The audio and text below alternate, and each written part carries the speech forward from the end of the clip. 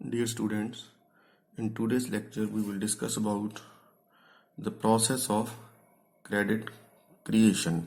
In the last lecture we discussed about the meaning of credit creation, its definition and its basic concept ਕਿ ਸਾਖ ਨਿਰਮਾਣ ਕੀ ਹੈ, ਇਸ ਦੇ ਦੀਆਂ ਬੁਨਿਆਦੀ ਧਾਰਨਾਵਾਂ ਕੀ ਹਨ।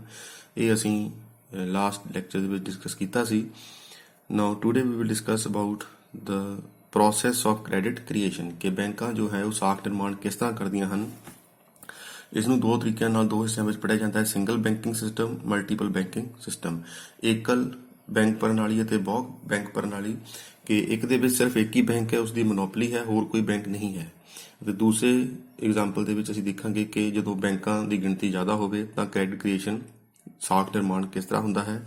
ਸੋ ਸਭ ਤੋਂ ਪਹਿਲਾਂ credit creation in a single banking system. Single banking system means there is only one bank in the economy. All transactions are done by this bank.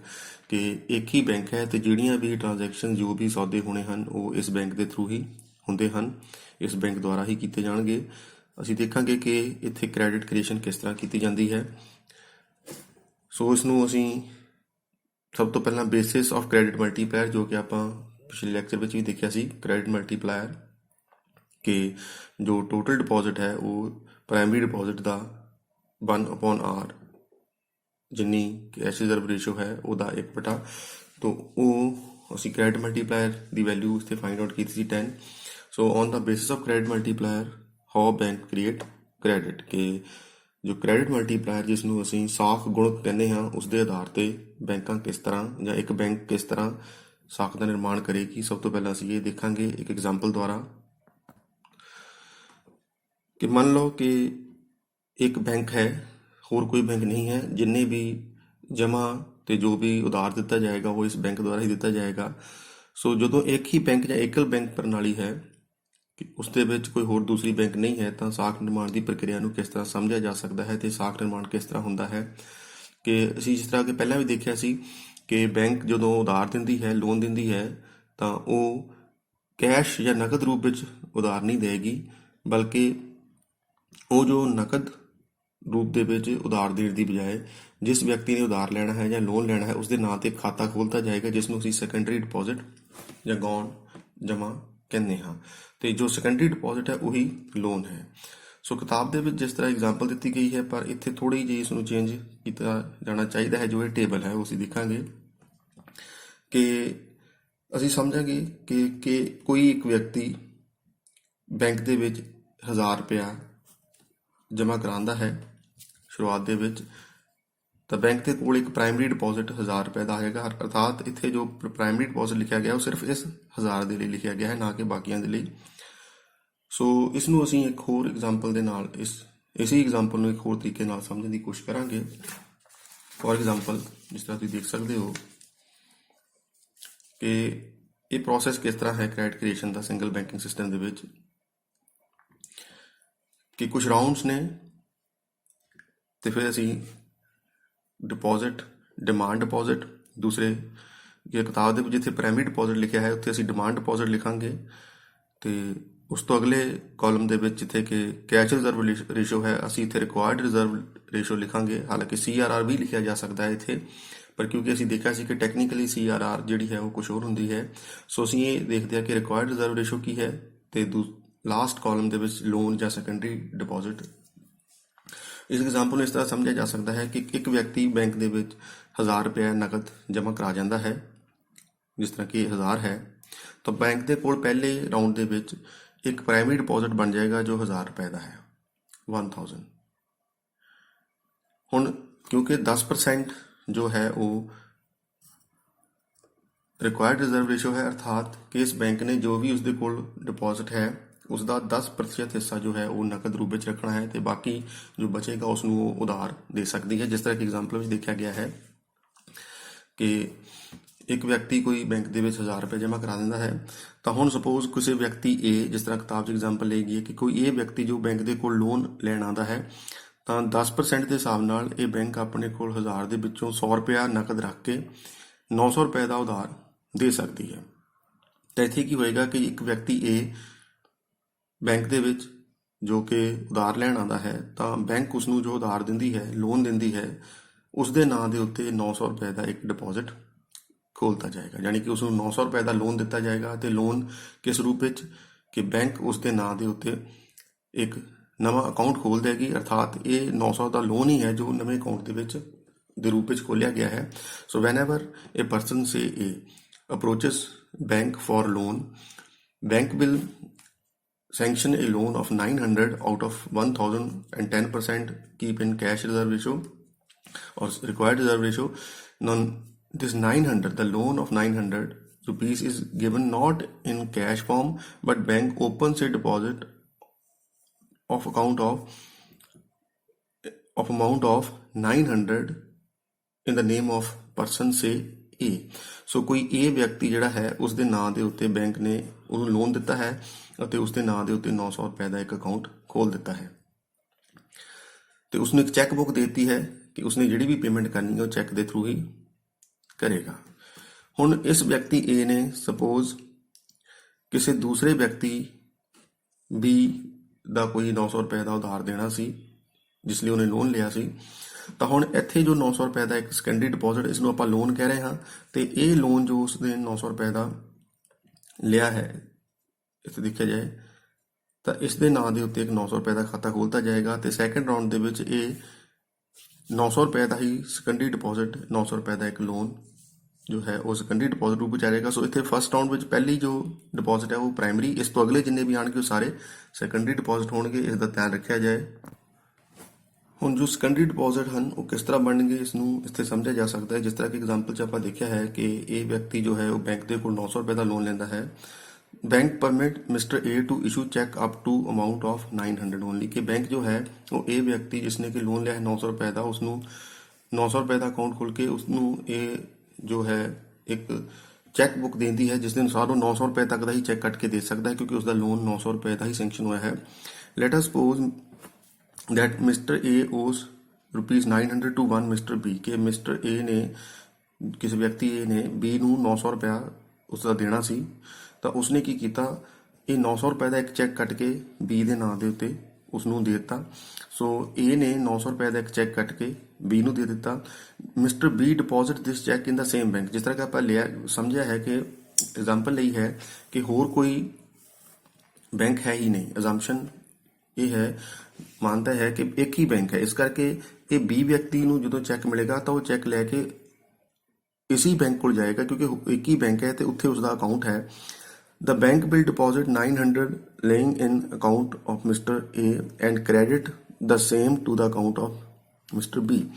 ਸੋ ਹੁਣ ਹੋਏਗਾ ਕਿ ਜਦੋਂ ਇਹ ਵਿਅਕਤੀ 900 ਰੁਪਏ ਦਾ ਜਿਸਨੇ ਚੈੱਕ ਕੱਟ ਦਿੱਤਾ ਹੈ B ਦੇ ਨਾਂ, ਤਾਂ B ਉਹ ਚੈੱਕ ਜੋ ਹੈ ਲੈ ਕੇ ਬੈਂਕ ਵਿੱਚ ਜਾਏਗਾ ਤੇ ਆਪਣੇ ਅਕਾਊਂਟ ਵਿੱਚ ਜਮ੍ਹਾਂ ਕਰਾ ਦੇਗਾ। ਤਾਂ ਬੈਂਕ ਕੀ ਕਰੇਗੀ ਹੁਣ, ਕਿਉਂਕਿ ਇਹ ਹੁਣ ਪੇਮੈਂਟ A ਨੇ B ਨੂੰ ਕਰ ਦਿੱਤੀ ਹੈ, ਤਾਂ ਬੈਂਕ A ਦੇ ਅਕਾਊਂਟ ਦੇ ਵਿੱਚੋਂ 900 ਰੁਪਏ ਜੋ ਕਿ ਉਸ ਦੇ ਖਾਤੇ 'ਚ ਸੀ ਇੱਕ ਤਰ੍ਹਾਂ ਦੇ ਨਾਲ ਲੋਨ ਦੇ ਰੂਪ ਵਿੱਚ, ਤਾਂ ਬੈਂਕ ਕੀ ਕਰੇਗੀ A ਦੇ ਖਾਤੇ 'ਚੋਂ ਇਹ 900 ਰੁਪਏ ਕੱਢ ਕੇ B ਦੇ ਖਾਤੇ ਵਿੱਚ ਜਮ੍ਹਾਂ ਕਰ ਦੇਗੀ।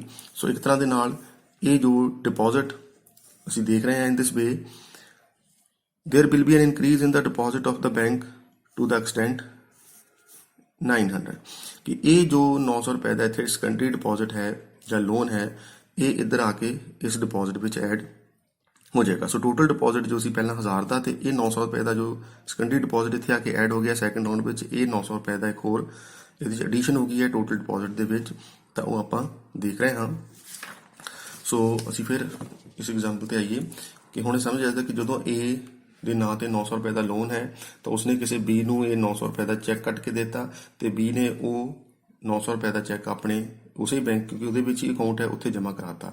ਸੋ ਫਸਟ ਰਾਊਂਡ ਦੇ ਵਿੱਚ 1000 ਰੁਪਏ ਦਾ ਜੋ ਪ੍ਰਾਇਮਰੀ ਡਿਪੋਜ਼ਿਟ ਹੈ, ਇਸ ਦੇ ਵਿੱਚੋਂ 900 ਦਾ ਲੋਨ A ਦੇ ਨਾਂ ਦੇ ਉੱਤੇ, A ਨੇ B ਨੂੰ ਪੇਮੈਂਟ ਕਰਤੀ ਚੈੱਕ ਦੇ ਨਾਲ 900 ਰੁਪਏ ਦੀ, ਤੇ B ਨੇ ਉਹ ਚੈੱਕ ਜਿਹੜਾ ਹੈ ਆਪਣੇ ਅਕਾਊਂਟ ਵਿੱਚ ਜੋ ਕਿ ਇਸੇ ਬੈਂਕ ਵਿੱਚ ਹੈ ਜਮ੍ਹਾਂ ਕਰਾਤਾ ਹੈ। ਤੋਂ ਹੁਣ ਬੈਂਕ ਦੇ ਅਕਾਊਂਟ ਜੋ ਡਿਪੋਜ਼ਿਟ ਵਿੱਚ ਵਾਧਾ 1000 ਇਹ ਸੀ, 900 ਇਹ ਹੋ ਗਿਆ। ਹੁਣ ਇੱਕ ਤਰ੍ਹਾਂ ਦੇ ਨਾਲ ਬੈਂਕ ਦੇ ਕੋਲ ਜੋ ਡਿਪੋਜ਼ਿਟ ਨਵਾਂ ਬਣ ਗਿਆ ਹੈ ਉਹ 1000 ਪਲੱਸ ਇਹ 900 ਹੋਰ ਆ ਗਿਆ ਹੈ। ਤਾਂ ਬੈਂਕ ਕੀ ਕਰੇਗੀ, ਇਹ ਜੋ ਸੈਕੰਡਰੀ ਡਿਪੋਜ਼ਿਟ ਹੈ ਜਾਂ ਇੱਕ ਤਰ੍ਹਾਂ ਨਾਲ ਜੋ ਲੋਨ ਦੀ ਫਾਰਮ ਦੇ ਵਿੱਚ ਸੀ A ਕੋਲ ਤੇ ਬਾਅਦ ਵਿੱਚ ਉਹਨੇ B ਨੂੰ ਪੇਮੈਂਟ ਕੀਤੀ ਹੈ ਤੇ ਇਹ ਅਕਾਊਂਟ ਜਿਹੜੀ ਹੈ B ਦੇ ਅਕਾਊਂਟ ਦੇ ਵਿੱਚ ਇਹ 900 ਰੁਪਏ ਦਾ ਇੱਕ ਹੋਰ ਚੈੱਕ ਲੱਗ ਗਿਆ ਹੈ। ਤਾਂ ਇਹ ਇੱਕ ਤਰ੍ਹਾਂ ਨਾਲ ਡਿਪੋਜ਼ਿਟ ਵਿੱਚ ਵਾਧਾ 900 ਦਾ ਹੋਇਆ ਹੈ।